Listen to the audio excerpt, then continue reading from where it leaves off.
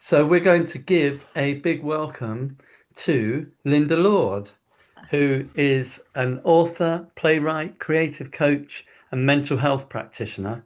And she's going to bring her blend of expressive arts, spiritual insight, and trauma-informed care to her work.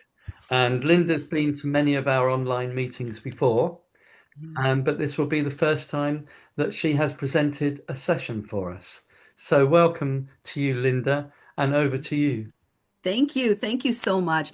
I was in touch with my supervisor from years ago, and who actually recommended that I take my very first class with David. And when I told her that I had an opportunity to present to the group today, she was just really thrilled and did that whole full circle. So I do appreciate the opportunity. It's been an absolute delight learning and playing with David and the groups that I've been part of throughout the years. So yeah, in my introduction, David sort of took care of all of the things that would be relevant for you to know. I do have a handout for you today. He's going to drop that into the chat. Hmm. And I want this to be interactive, right? We're educators, we're dramatists. I don't necessarily want or need to be the talking head this afternoon, depending on where you are. But there's a reason that you're here. And I'd just like to kind of popcorn around the room and just let me know what is the relevance of the power of pause for you on this day? You can raise your hand, you can put it in the chat. You can please come off mute and let's have our conversation get started. Why are you here? What would you like to get from today, and why is it necessary for you to be here? Or, as a good drama educator, I will call upon you.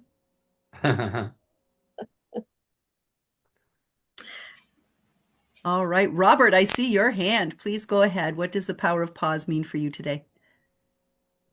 It was coincidental or serendipitous that I opened David's email today and I read through the contents, and it really appealed to me, specifically because I have been on a pause or a sabbatical for the last couple of months from a creative pursuit that I have been passionately involved in for the last 7 years.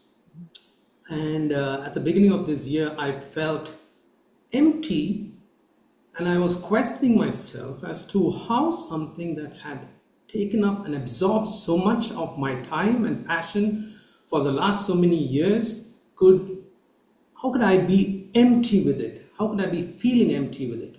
Mhm. And the more I thought about it, I came to the decision that maybe I just needed to stop and see what happens with me, see what happens with what I've created and how I feel about it after some time. And I stopped in March and it's July. I have, and so that's why it appealed to me. And when you said this is for creatives who don't want to be burnt out, but do whatever they're doing in a sustainable way, I said, okay, Yeah. then I think this was meant for me. Great. Thank you so much, Robert. Just on that note, before anyone else speaks, if I could, many years ago in the coaching and mental health work that I was doing, I saw something much more insidious than burnout, and I started to call it brownout.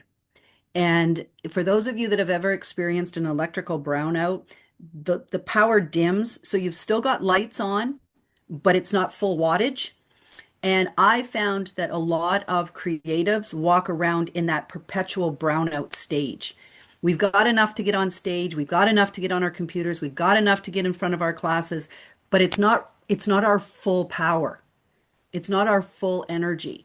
And until we learn to pause, and just reflect and take that breathing room, even from our most passionate projects, to your point, Robert, that brownout can go on for years, and we get so used to it that we forget how it feels to be full power.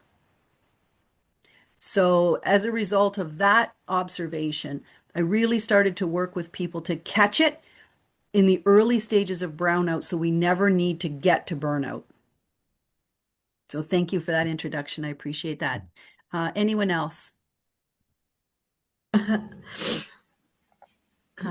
is it Hi. Louise? Yeah, hi. I'm going to struggle to speak because a bit emotional, but yeah, when Robert was saying that, I was just like 100%. And I did a David Farmer course a few years ago in London. Absolutely loved it.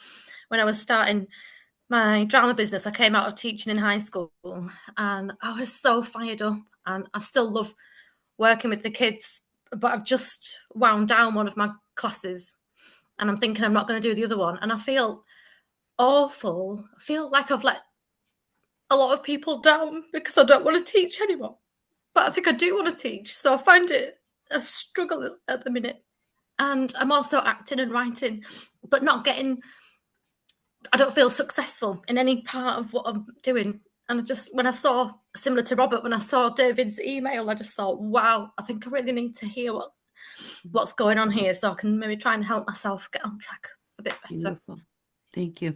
Well, I warned David before we started today that I have some material and I have a handout, and then we're gonna improv based on who's here, because that's the value, right? I can deliver a script. Any of us can deliver a script, but if it misses the audience, then what good is the script? So I do want to speak to each of you as you contribute, and then we'll get back to the content that I brought. But I want it to be relevant for who's on the call today as well. And Louise, I don't know if you've ever done any work with a coach, but one of the things that I would do if we were working one-on-one would be to ask you to define success. Because many times our definition of success has been imposed upon us, and it's not our own. And I don't know what it's like where you all are teaching, but in Canada, and perhaps Maria can attest to this, success equals financial success equals how big's your bank account. And by that standard, man, I'm the most unsuccessful person on the call. Probably. Let's be honest. But we need to refine that definition of success to personalize it. If I've made the difference in one person's life because of something I said or something that I did, is that not success? Is that not making a difference and making a contribution? So I can hear the emotion and the passion in your voice, Louise, and that this is a struggle. It's bittersweet, right, to have those moments. But I would encourage you to do it on your terms, because we get so caught up in having to perform, and artists creatives are like the best/worst at this, because we know how to take on a character. We know how to be strong. We know how to adapt to our environment. And sometimes we don't realize that we get to the point where we're so depleted that we've got nothing left to give. It could be, Robert, the best thing you did for your project was step away.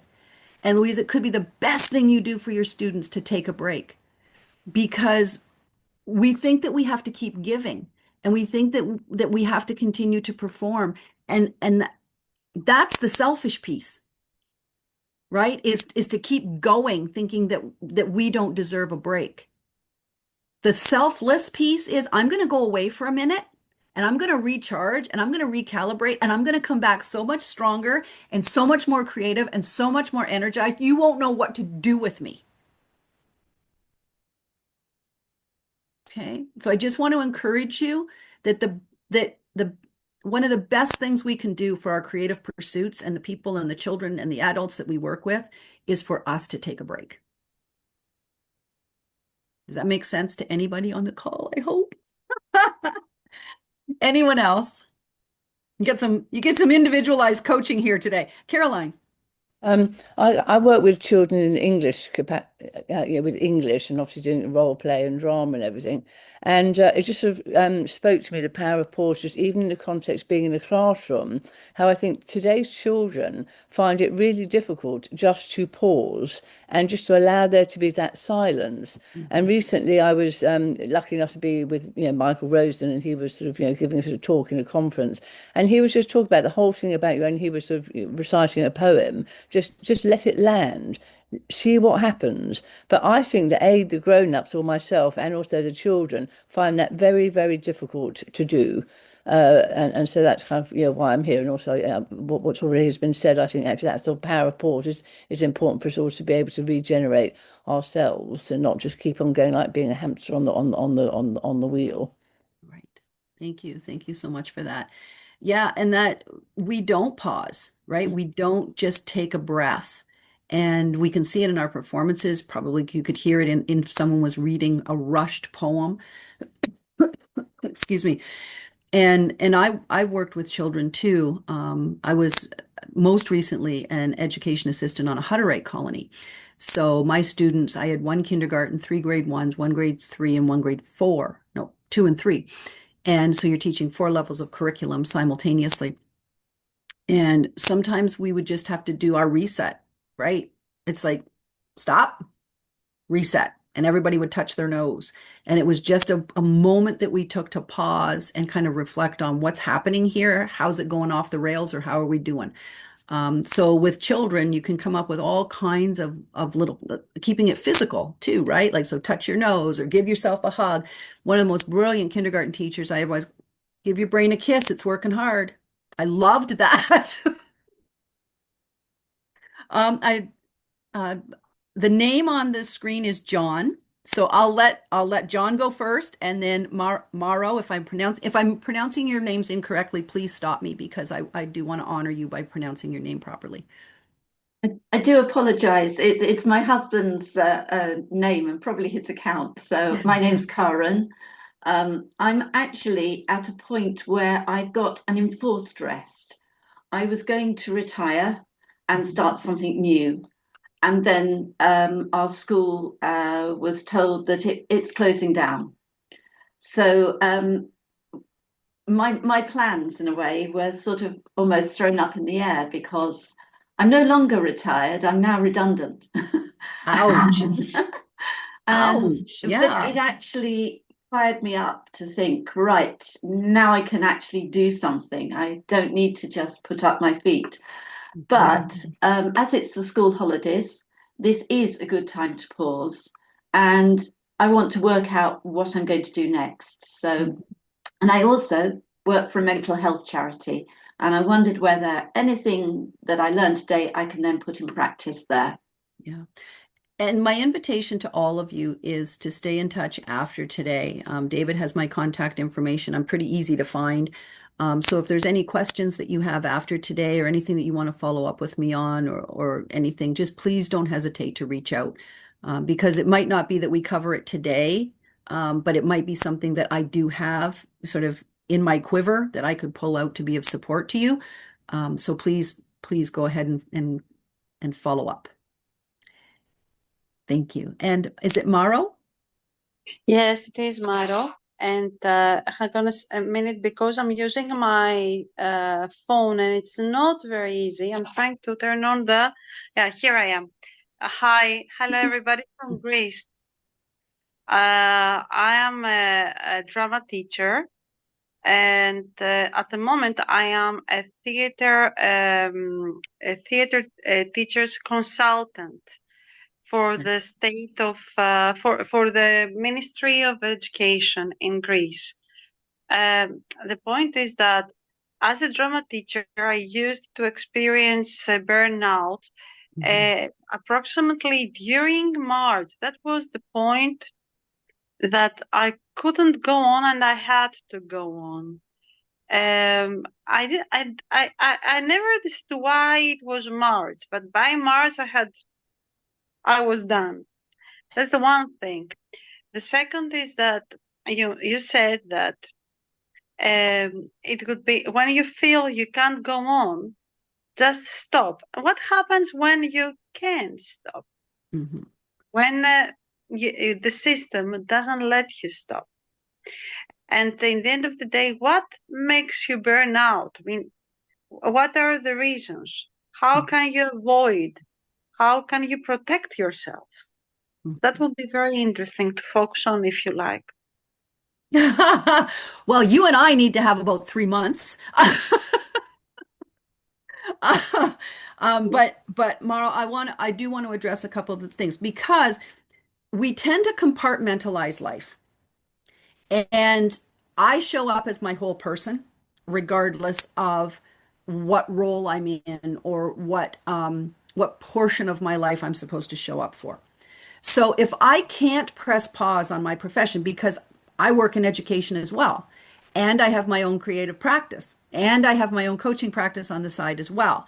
So I'm a very busy woman too. And I might not be able to pause at my work life. I might not. I might not be able to press pause on my school. But what can I do in other areas of my life that I can press pause? Because I show up holistically, my energy comes holistically. So if I dial something back, then it still recharges me. I might not be taking a break from the thing that's stressing me. I might not. I might not be able to. And that's what I'm hearing you say as well, if I'm hearing correctly. You can't press pause on the thing you most want to press pause on. But what can you press pause on? To give you some breathing room, to give you some space to recalibrate and to re-energize. In terms of burnout, burnout is has similar symptoms to depression, if I'm being just kind of straight and the most honest for you. Yes, yes, very similar. I mean, it's this how you said it before, that you are there, but you are not. Right. You can't get up from your bed in the morning, although you know that you want to and you have to. Yes. You don't feel any satisfaction during what you're doing, and you have no inspiration on your work. You do it just because you have to do it. It's That's not right. an inspired. An inspiration is something that expressive kind of works like jobs like ours is needed. So that's how I experienced it, Yes. at least. Thank you. Mhm. Yeah, no, thank you. I wasn't thanking you so that you stopped. I was acknowledging what you were saying.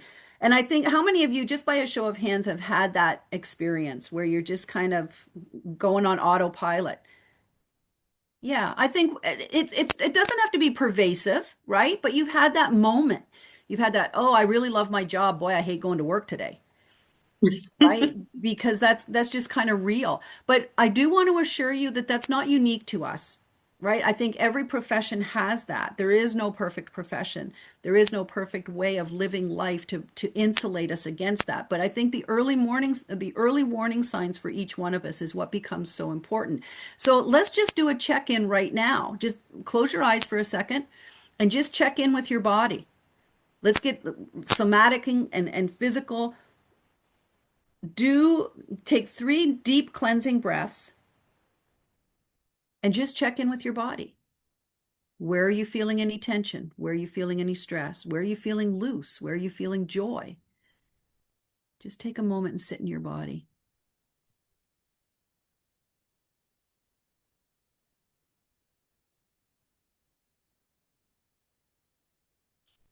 When you feel like you've completed your scan, just open your eyes and rejoin the room.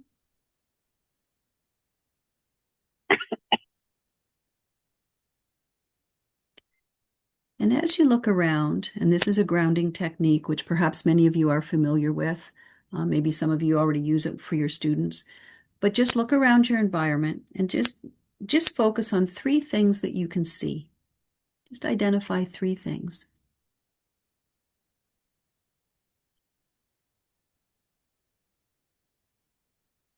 And being very aware of your environment, what are 3 things that you can currently hear?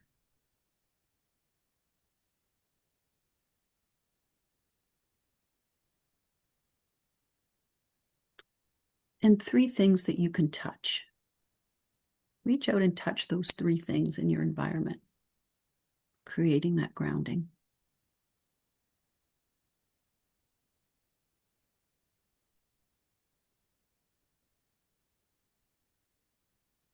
I often share with folks, if I'm getting ready to go out somewhere and I want to check my outfit, and I have a full length mirror and I stand in front of the mirror and I look at myself and I maybe the dress is okay, or my hair's not quite so poofy, but I look at myself and I go, you know what?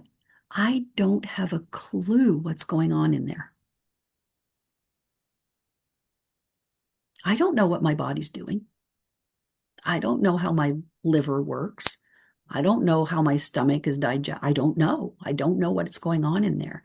The best I can do is to check in with my symptoms and to check in with my body, and then to become very present in my environment. it stops us. We can't be in the past and we can't be in the future if we focus on right now in this moment. So that grounding technique and those breathing exercises can be very helpful to your kids too, to just get them to pause, to be very aware of that intake of breath. You can hold breath, you can do 4 square breathing with them, and then release the breath. For yourselves, another thing that I do regularly, I mean, I'm the queen of being barefoot. I only wear footwear because society says I must. But that's grounding is grounding. Get outside, if you can, get outside on some grass in your bare feet and ground. And if that's not enough, sit down on the ground. So your bottom and the full extension of your legs are on the ground. And if that's not enough, full on your back on the ground. At the very least, you're going to be looking up at the, I'm very blessed. I live in the country. So when I am laying full out on the ground and I look up, I see clouds and I see the sun or I see the stars. I mean, I'm amused by that. In fact, the other day we were riding and I turned to my fiance and I went, wouldn't it be so cool to be able to harness, like put on a harness on one of those clouds and just go ripping across the sky? It's not always fun being in my presence, but if we're grounded, if we're down and we're looking up, it's like we get out of ourselves and we take that moment to just be where we are. Does that make sense to you? Yeah, because if we're here, that's the present. We're just being very aware of where we are. And for those of you with the mental health background in the organization, you're probably already familiar that anxiety is about anticipating the future that over which we have very little control. So what's going to happen? When's it going to happen? How's it going to happen? What do I have to do about it? We have no idea. So that's anxiety. Whereas depression generally is rooted in the past. Oh, I shouldn't have done that. Because of who I am, I have no hope for tomorrow. So the very gift of pause is to keep ourselves present and not anticipate, to the best of our ability, anticipate what's going to come next. Okay. So in your handout, we've kind of come through just the welcoming and the 3 things that you hear and the 3 things that you feel. So you can just take some notes. I'm going to defer on the community agreements because I know this community is established. And so there's no fixing, right? We're not here to fix each other, but we're going to share. We're going to share with one another some things that have worked for us. Some of you have already shared the struggles that brought you here today. But just if you want to write down 1 or 2 things that are important for you, right? So in any kind of group, because you might want to take this back to your classroom, right? One of your community agreements, right, might be, we are not going to rush to the end. We are going to be present in the process, even if we don't get to check the final box. I am a doer, and I struggle with being. I struggle with pause. And I know, we tend to teach what we need to learn. And my MO with my family right up till last week, when I start frenzy cleaning, my family and friends know that I'm really stressed. And I'm trying to get control of my environment and I'm trying to get control of the organizational side of my life. So you probably have your own clues and cues to when you're headed to brownout or burnout, when you really need to pause, and how do you handle that stress? Okay, so that might be one of your personal agreements and community agreements with your groups. Any questions or comments so far before we kind of move into part 2, which is understanding that power? No, we're good? All right, well, don't be afraid to raise your hand or speak up if you need to do so. So we know,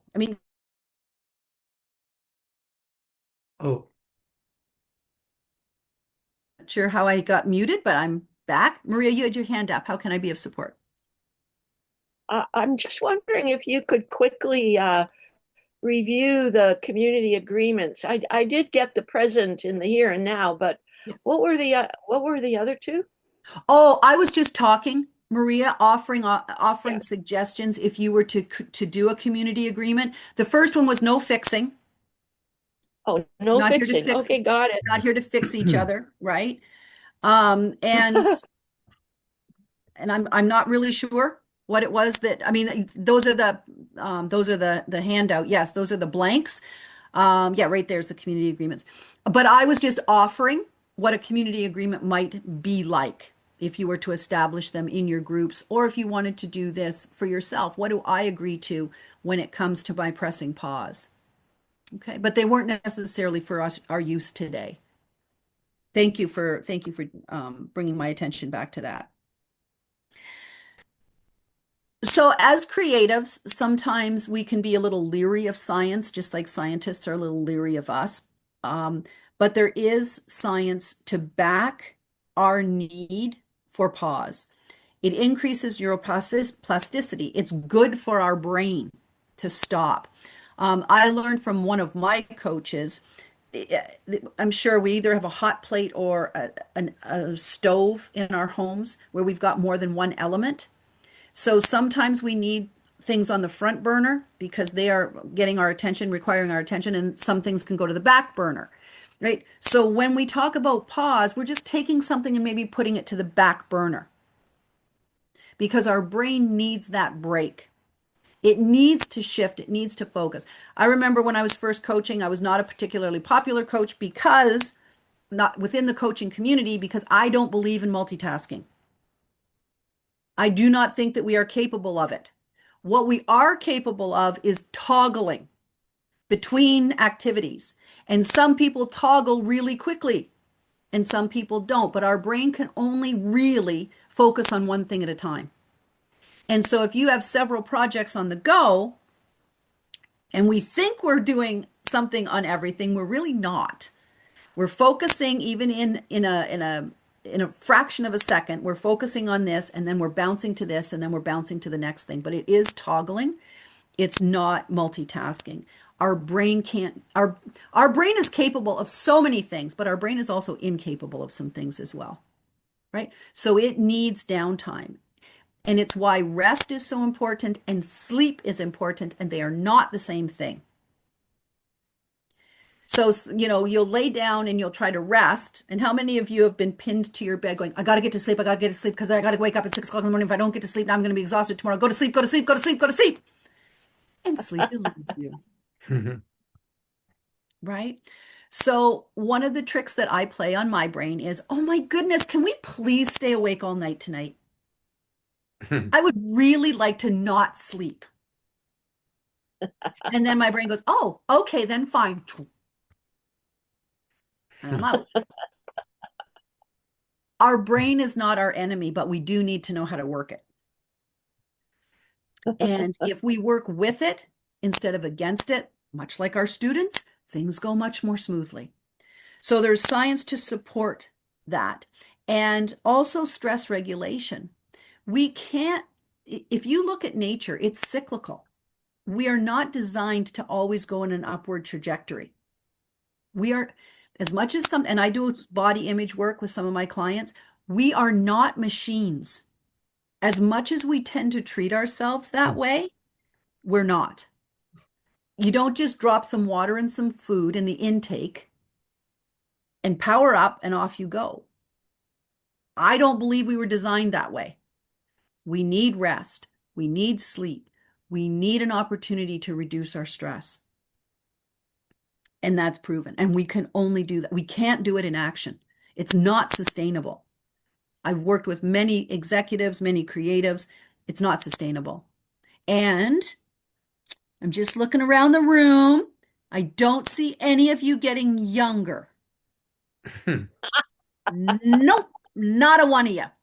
So trust me, what I could do at 21, I couldn't do at 41, and I sure as heck can't do it now at 61. So I have to be very aware of what my capacity is. But when you're young at heart and you're young at spirit, which I like to believe I am, it's hard to believe the reality of my body going, yeah, no, that's not going to happen. Or it's certainly not going to happen at the speed that I would have done it in the past. I was with my littles and I got down on the floor the other day and I went, oh, I don't think I can get up. I said in my head because I didn't want them to know that. So I released them to go and find a book at the bookshelf. And when they had moved off, I kind of wiggled around and pushed myself up and stood up. And it's like, man, it shouldn't be that hard to get up off the floor. But we do have limitations. And as we age, this power of pause becomes more and more important to maintain our productivity, to maintain our efficiency, and also our own emotional regulation. We talked about our kids in our classrooms. Oh, you need to emotionally regulate. Are you red? Are you yellow? Are you green? Maybe we just use that in Canada. But it's like we have emotional regulation too. Sometimes I'll be working with my students. I'll go, oh, that had an edge. I'm not sure I wanted to have that edge right there.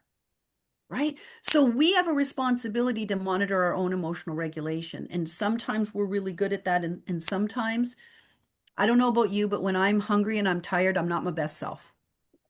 Anybody can relate to that? Right? So those are things that are within my influence. And it's not just chocolate. I can't eat chocolate and be good. Right? I need fruit. I need nuts. I need vegetables. I need water, tons of water in order to, and eating is pressing pause, ladies and gentlemen. Don't eat on the fly. Take 5 minutes, take 10 minutes. If you can, take your food outside. And don't take your phones, don't take your notebooks, don't take anything that will remind you of the thing that you're coming out of. Have any of you ever traveled to one of the Disney kingdoms? Disney World, Disneyland? Okay, there's a story told that if you are a disgruntled guest of Disney, they will bring you to a cool down room that has absolutely no Disney references in it. That's brilliant. Wow. Because the thing that made you mad is not the thing you want to sit with while you're mad. So there's no Disney references. So when you press pause, get out of the environment. Don't take the things with you that are going to remind you of why you needed a pause in the first place. Clean break. And you would be amazed what you can accomplish in even a 10-minute break. And how many of you can sleep on command? Yeah, brilliant, brilliant. Practice that. Do you remember when you were a child and it didn't matter where you were, when you got tired, you laid down and you slept? Or your head went down and you slept? If you see, kids are contortionists when they want to sleep. Remember the brilliance of that. At 10 to 15, you don't want to get into REM because then you'll be more tired when you wake up than when you went to sleep. Just a 10-minute power nap. That's pause. It's effective. You just close your eyes. I have fallen asleep reading to my littles. That's not good. Right? So I remember one day at lunch, I said to my teacher, I said, I need 10 minutes. And I literally went and I laid on the floor in our office, put my sweater as a pillow, set my timer for 10 minutes, and I power napped and I came back and I was on point. So pausing doesn't mean stop. Pausing doesn't mean forever. Pause means I deserve a minute to myself to recalibrate and to re-energize. When we don't pause, and I think this is the most powerful for us, when we don't pause, our creativity suffers. We're just grinding it out. And I don't like creating that way because then it becomes a chore. Then it becomes an obligation. Then it becomes a burden. Ladies and gentlemen, I got enough burdens in my life. I don't need to do it from the one thing that I love to do professionally. So your creativity deserves your pause. Your students deserve your pause, but even more importantly than that, you deserve the pause. We need to get still. I live with my characters for years, sometimes before I write them. Well, if I can't hear them, if I'm not stopping long enough for them to say, you know what, I wouldn't handle that situation the way that you wrote me. I can't bring a character to full life. It's a half character. Performers in the room, If you aren't rested when you learn your lines or when you're blocking or when you're in rehearsal, you're only bringing half life to that character. The character deserves more and you deserve more. So do it for your artistry. We also have, I talked a minute about the natural cycle of needing pause. But many faith groups and many philosophies and many religions of the world, part of the culture is rest. When I was growing up, stores closed on Wednesday afternoons and Sunday. You made sure you had bread and milk because you weren't getting it on Wednesday afternoons and Sundays. Many cultures will pause. Who's here from Greece? Maro. When I was in Greece, oh my goodness, it was the most fantastic thing. I got to have a nap every afternoon. I loved it. I couldn't offend. I was a visitor, so I'm going to nap. So there are many cultures that recognize this. Should we, I mean, we can, we do, but should we ignore those thousands of years of wisdom? We know better, we smarter, we better equipped? Or do we just like being busy? Because being busy, in some cases, not always, please don't misunderstand, and professionally it gets imposed upon us, but sometimes our busyness is our own choice.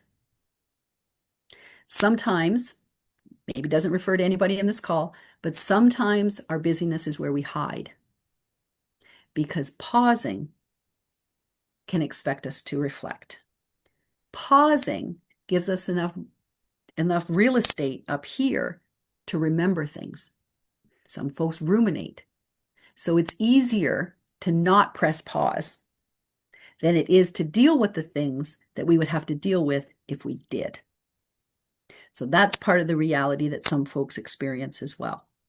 All right, David, can we go into groups? Put us in some breakout rooms, and let's just talk about one question, and that is, what pressures in the drama or production culture make pausing difficult? Let's just do a pulse check on that. Just a couple of minutes. I'm cognizant of our time. We're about halfway through, but let's do a breakout session with partners. With partners in twos? Yeah, if we can do that. If not, however you need to break it up. And the question is, what pressure in the drama or production culture make pausing difficult? And just a couple of minutes. We're not going to spend a long time there because you probably have answers to that one.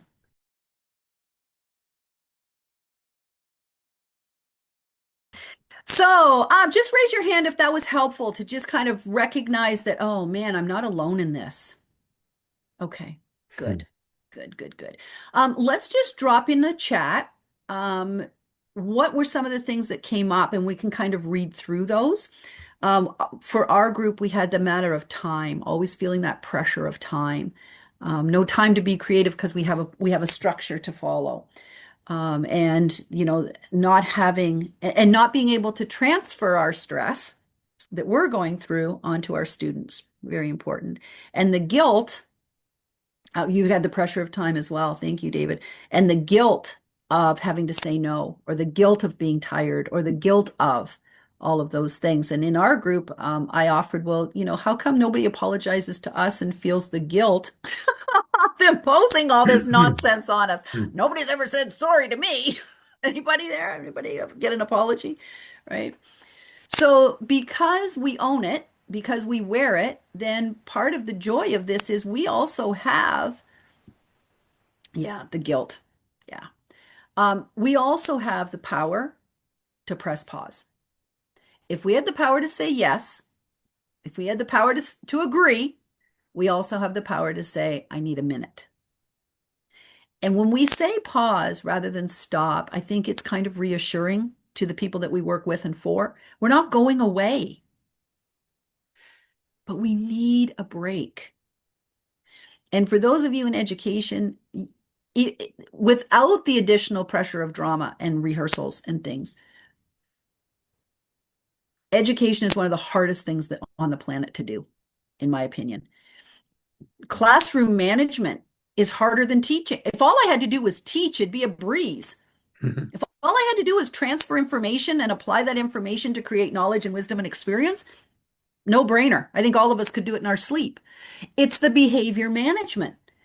It's those things that we come up against that take the time away from the things that we need to do. So if we're inviting our students to press pause, and someone was mentioning how we don't do that. We're educators. We can educate them on the power of pause. Take what you're learning today and say, you know what, this is good for you too. This isn't just an adult thing. Imagine what we could do for the next generation if we help them to learn how to pause, to take time for themselves, to strategize, to think, to reflect. When my children were younger, we live on a farm. It's a 3/4 mile lane. So by the time you walk to the end and back, it's 1.5 miles. I don't know what that is in kilometers, sorry. And I used to take my day. And so I said, the kids were like, we want to go for a walk with you too. They were little. They sounded like that. And I said, okay, great. You can come with me, but you have to do what I do. And what I do is I reflect on my day. And the things that I want to keep, the things that went well, I keep. The things that I want to change, I reflect on how to make those changes. And that's what I do on that walk. I don't think I need to tell you they went once.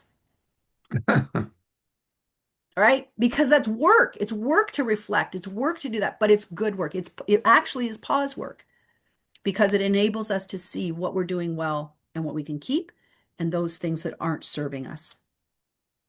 So let's talk about some actionable strategies here to help us. I saw in the chat that some of you already moved in that direction. So early morning during your walk. So you're walking, you're jogging, and that helps you to recharge. I think I saw journaling maybe somewhere as well. And these are all really great strategies that bump up against the one element that most groups came up with, which is time. There's time and there's energy. There are some things that take a lot of time, but they don't take much energy. There are some things that take not a lot of time, but drain me completely. So I need to be aware of my own internal clock, which is different for everybody. Some people have a lot of energy in the morning, if you're tends to be associated with introverts, and then you taper off throughout the day. And the more time you spend in groups and classrooms, the more exhausted you are by the end of the day. Extroverts do the flip. They're not a lot of energy in the morning, but as they engage with people, they get energy from outside of themselves, so they engage with other people, they ramp up. So when do you press pause? You press pause when your body tells you to the best of your ability, working within the schedule that you have. Very important for us to acknowledge that we are individuals and our needs are individual as well. Okay, does that make sense? Yes. Okay, good. So be aware of that and just be sensitive to when does my body need to rest? When does my brain need to press pause? And here's probably the biggest thing to overcome. Pause is not a reward. You don't earn it. You do not get it when everything on your to-do list is done. Because you'll never get it. You'll never get around to it. So please, rest and pause is part of your preparation to be exceptional. You have to do it. Okay? So you build in those mini routines, those mini rituals, so that it becomes part of who you are, not just what you do. Because I'm not trying to add to your schedule. Oh, no, I have to schedule my pauses. Well, yeah, maybe to start with you do. Maybe you do need to get up 15 minutes earlier. Maybe you do need to take your lunch break instead of just working at your desk through it.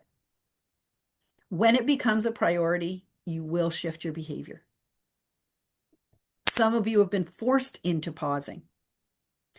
Some of you have gotten sick probably because your body said, if you won't give me a timeout, I'm taking it.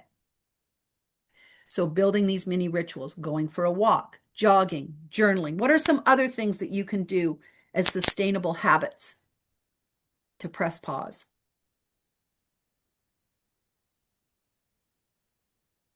Definitely meditation. Meditation. Yeah. Thank you. as Robert has said, and I agree. I find that really useful, building it into the, as you say, the everyday life until it, for me, it comes to a point where, I just function best when I even take 5 minutes. Yeah. Yeah, these don't have to be out. They don't have to be retreats or weekly retreats. They can be 5 minutes. Yes, Robert. Another thing that I found very, very worth my while is what I call empty breaks, where I'm sitting in front of my monitors at work, and then I just turn away and I'm just gazing out the window, not doing anything, and it's only for a minute or two, and then I turn back. Many a time my boss has walked in and he asks, "What are you doing?" And I tell him I'm taking an empty break. He didn't understand it the first time, but after that, whenever he sees me there, he just walks away. It's been beautiful. Yeah, that's great. And what a nice show of respect for you taking care of yourself. Great. I love that. Um, Something else, especially, and I find this sometimes, as creative as I am, I don't always use my creative outlets. But when I want to I have a playlist. Music is so powerful to press pause and find that right song that just resonates with what you're feeling in that moment. I have a cry playlist. If I need to purge some emotion and I'm blocked, there are songs that I play that I guarantee you I will weep. And it unlocks that emotional stagnation. Um, if you have animals, animals are a great distraction too. I mean, just the very action of petting a cat or a dog or a hamster or a fish, whatever you like to pet, it's very calming, and they're Yeah. so giving. Yes, Louise. Oh, yeah, I was just going to say that I hadn't thought of it. Just this last month's been particularly hard, and I've got a beautiful greyhound called Jack. He's absolutely adorable, and obviously the walks with him are great, and I do a lot of thinking on those. But I've just found in this past few weeks, I'll be like, "Oh, what's that, Jack? Oh, you need a stroke? Okay, then." And then I go and sit and, like you said, just 5 minutes, just stroking him, and then just talking to him out loud about stuff. And I always feel a lot better after that. And I hadn't really put the two together until just now when you said that. Yeah. And I love to use my animals as an excuse. Oh, you need this right now, don't you? You need me to hold you on my lap right now. Yeah. This is what I love about animals. Absolutely brilliant. So then on our second page after our daily practices, we have those strategic breaks as best you can. And then moving into mindful breathing techniques. We did some of those before earlier today. And we've also talked about time in nature, just kicking off your shoes and walking through the grass. Pretty tried and true. It's also important to have, and you'll see on the list there, your pre and post performance ritual. You can build these things into your, I know we talked about time, but you can build these into your rehearsal time. We start with 5 minutes of intention. How are we going to handle today's rehearsal? Are we going to be all like full of tension and cranky with one another? Or are we going to be supportive and encouraging? Let's decide that going in.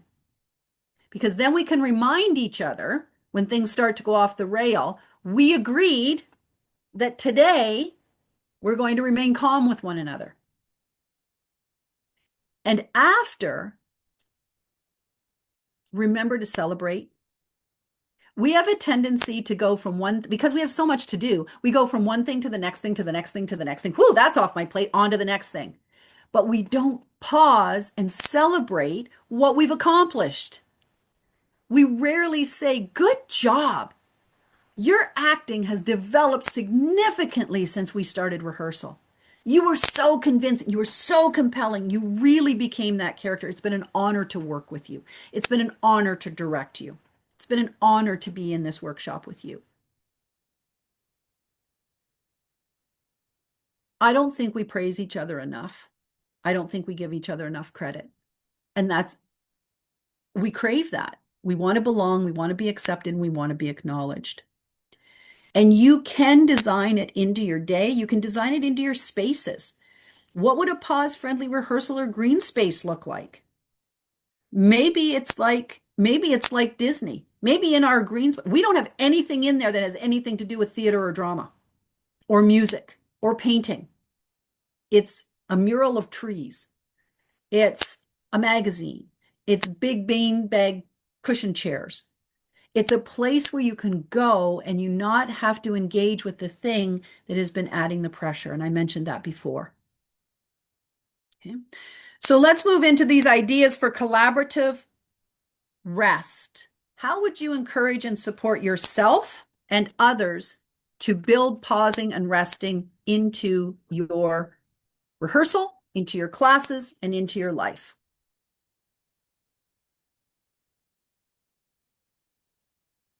How do you make this all sustainable?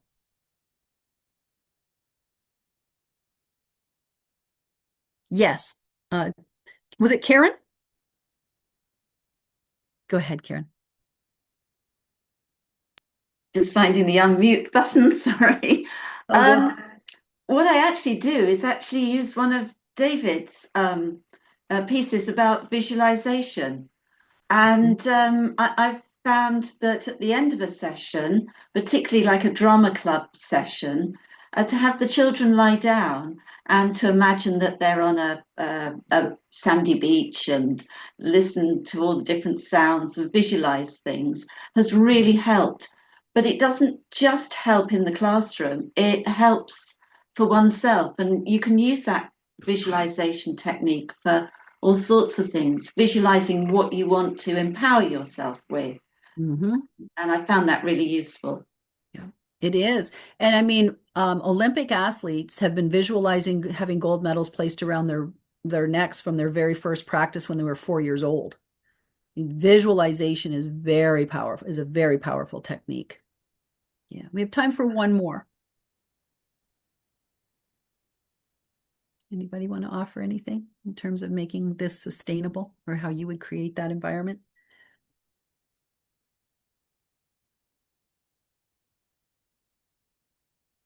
Yes, Robert.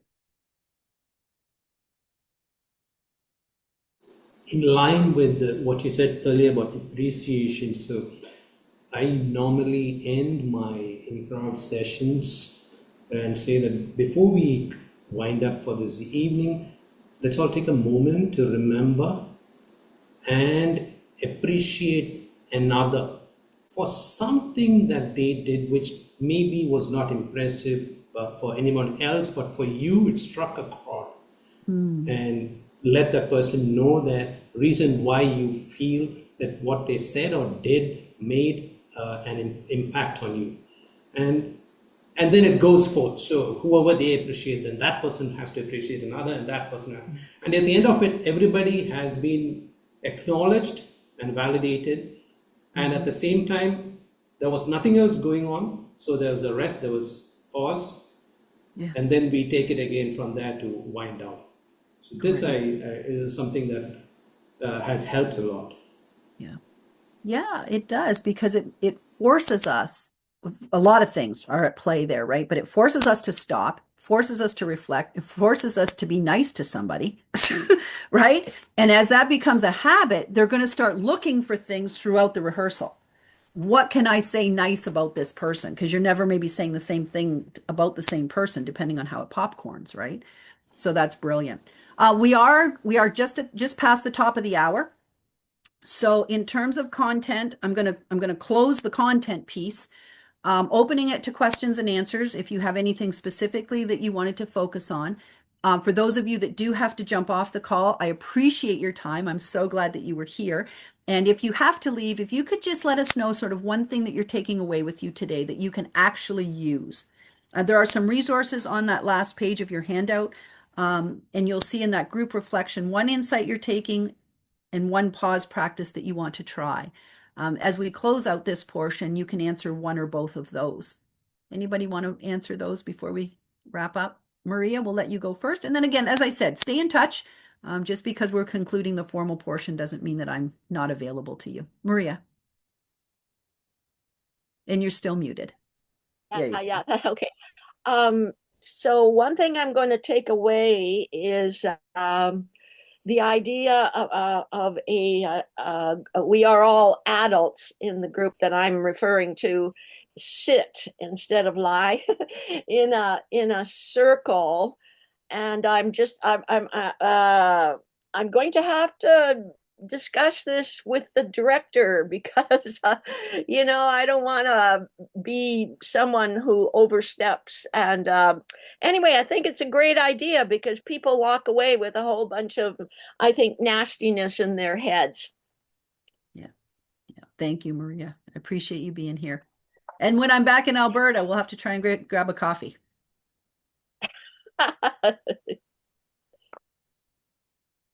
Anyone else? You're welcome to put it in the chat if you're feeling self-conscious about coming off mute. Yes, Robert. At the risk of the others thinking that Robert always has something to say, one insight I'm taking away from this is the statement that you made that it's selfish to think that I have to keep going. To the contrary, I thought it was selfless, but I now have a better understanding of selflessness and being selfish. Not that I fully got the clarity of it, but I truly have a better understanding than what I thought was right. That's something I'm taking away with me. Beautiful. Thank you. And you're right. I mean, any of you have ever taken a commercial airline flight, they say put your own mask on before you help anyone else. Because if you're not breathing and you're unconscious in the aisle, you're pretty useless. Right? So is it selfish for me to take the oxygen mask and put it on first? No, because I can do more good when I can breathe. Great. Oh, love that you're putting them in the chat. I really appreciate that. Okay, good. Sometimes it's just that simple. Give your brain a kiss. It's working hard. It doesn't have to be complicated. Pausing, reset. It doesn't have to be complicated. We just have to breathe. Yeah. Anyone else? I think I'll take from it that you don't need the pause as a reward. Like the pause is part of your, this is how I'm going to get ready for everything now. Yeah. Preparation. Yeah. Good. And don't be, what's the right word? I'll be doing it too, I guess is the best way to say it. I'm still a work in progress in this area myself. So I'm working right alongside of you. Good. All right. Well, thank you all so very much for your time. Like I said, if you have any other questions that you want to ask, you're welcome to do that. But otherwise, David, I'll turn the reins back to you. Right. Yes. Thank you so much, Linda. It's been a very different session to our usual ones. And for that, I really appreciate it. It brought some new people along.